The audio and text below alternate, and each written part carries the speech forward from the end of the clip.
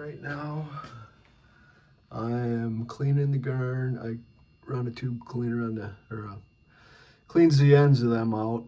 So I got ash down here in the bottom.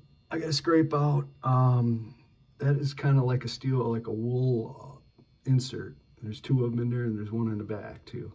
And it's to keep it from melting because it's over, like 2,000, 2,500 degrees in there, I guess. But no, I've been, took the fan off.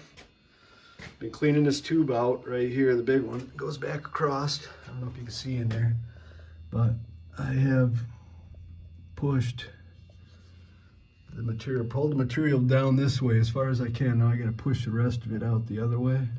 Well, you can see the little thing, a little mound, but got to clean out at the back side. Goes on the chimney side. But fan goes here, rides around in here. I cleaned this all out. I'm gonna clean it again, vacuum it. But see the tubes in here. There's my 10 tubes. But see all this moisture down here?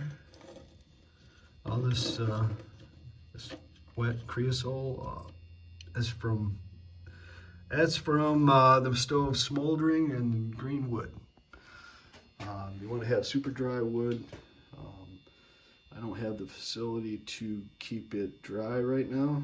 I mean, I think you got to store it for 2 years. But to get it dry enough to where it wants to burn, it'll burn big logs too, but I have to split it. Trying to keep it using wood that I cut last year.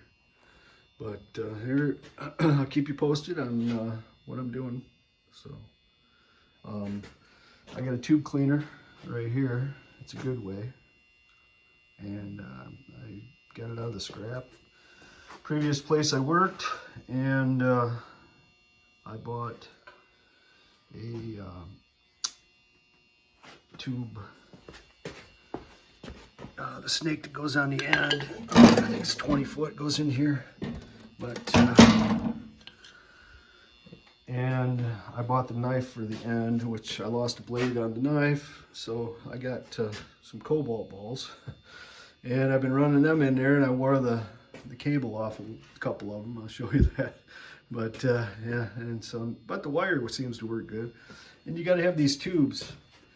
These tubes got to be nice and clean, because if you get any buildup on them tubes, that you can see down in there, but get any buildup on them, it reduces the efficiency of the heat way down.